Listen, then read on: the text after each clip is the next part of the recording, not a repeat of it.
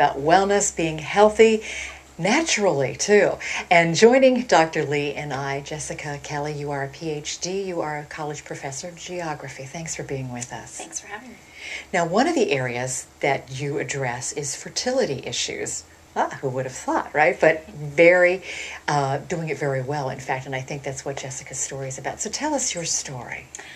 Well, I actually had some trouble with fertility starting when I was about 26 years old, and my husband and I had tried naturally for over a year, and we were not successful. And so we turned to the traditional paths for infertility treatments, and we went through over a year of therapy using pharmaceuticals, and we were successful. I have a 2.5-year-old son now, and I absolutely adore him. And so when we decided that we wanted to have a second, we thought that our probable options were going back to the pharmaceuticals again. For about a year, we tried to conceive naturally.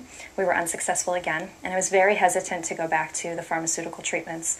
They're costly. They're extremely costly, and they're extremely difficult on the body, emotionally, and when there's a failed cycle. I think a lot of expectation is built up through that process because you want so badly for it to work.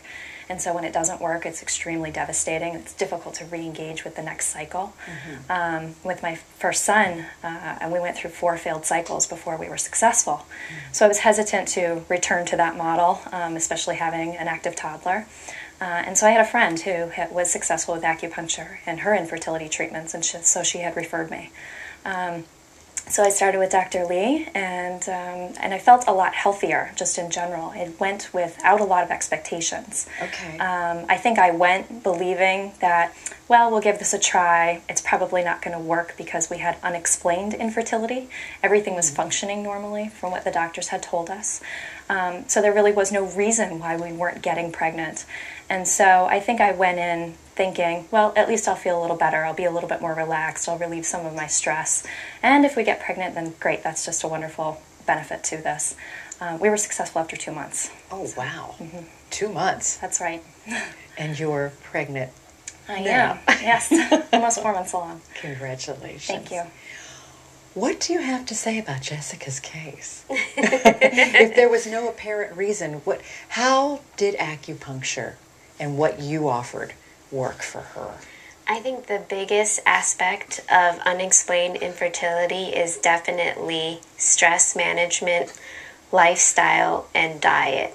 So Jessica was, going through a stressful time, trying to get tenure. And so I really worked with her with the acupuncture on just relieving the tension and, helping her figure out ways to cope. And also we worked a little bit on the diet aspect of it too. Well, what you talked about are all areas that all of us need to be concerned with. Stress, especially with the way society is now, it just seems to be more so. Diet, exercise. It seems like something we should be doing without even questioning, just definitely each incorporating. More thoughts on that, Jessica? I think that's absolutely true. I am not great at maintaining a healthy diet, especially under times of great stress. And it's not so much that I'm choosing wrong foods as much as I just need to be choosing a more balanced diet in general, more fruits and vegetables, less processed foods, things like that, incorporating more exercise, but not just exercise, but exercise that was helping to relieve the stress, so being very mindful about those choices too. So you had never done acupuncture before? I had never done it. How was it the first time? Honestly, I was terrified. That was probably a big reason why I'd never done it before. I was very worried about someone putting needles in my face, and I don't have a strong anxiety about needles in general, but there was something about a needle going into my face. And honestly, when I was actually in treatment, Dr. Lee put me at great ease. I felt very comfortable, and I didn't even feel them, to be honest, so it was great. Just what Connie said, too. You didn't really feel it. Now let's talk about how you've helped a lot of different people with a lot of different types of illnesses. Insurance, how does that work? I know people are probably wondering. Yes, and insurance policies are changing all the time, but really I am getting a lot of patients who have flexible spending accounts or health savings accounts that can definitely be used towards acupuncture. But really the best thing is to call your insurance company and see what their current coverage is. Well, we know things are changing and our society is becoming more open and looking at ways for preventative medicines and therapies. And I think this would definitely fall into that. So I have great hopes that eventually that will cover even more too. What would you say, Jessica, to somebody who's watching and may have, I don't know, pain or a fertility issue?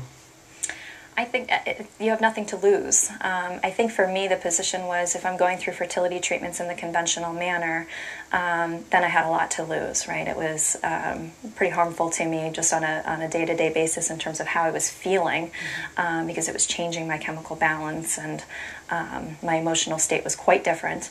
And I think with acupuncture, even if you're not successful, you're at least healthier. And for me, that was a good way to approach it, to say, well, maybe I won't become pregnant, but I know that I'll be healthier leaving this. I won't be worse off than when I started it. And that's a good place to be, healthier. And we all want to be healthier. I want to reiterate, too, that we talked about you incorporate modern science as well as naturopathic therapies, natural. So we're not talking one way or the other, but we're talking about treating the whole person. Yes, definitely. So when Jessica came in, I looked at all of her fertility workups to see, make sure I covered all the aspects of it.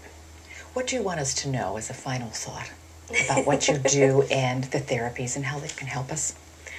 I guess to be your own advocate, and the internet has a lot of resources out there now, so to do the research, see what options you have out there, and to really go and pursue them.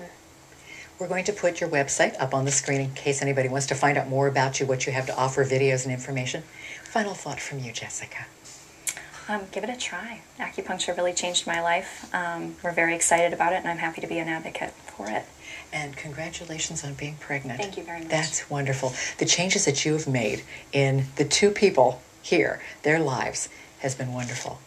Thank you so much for sharing with us the information about what you do with naturopathic and also acupuncture. Don't be afraid, right? That's right, don't be afraid. Thanks so much for being with us today. Thank you for joining us today, too. And we'd like to thank Flowers by Paula for the beautiful flowers on our set. I'm Diane Dayton with Behind the Lines, and remember, keep looking behind the lines. You might be surprised what you find.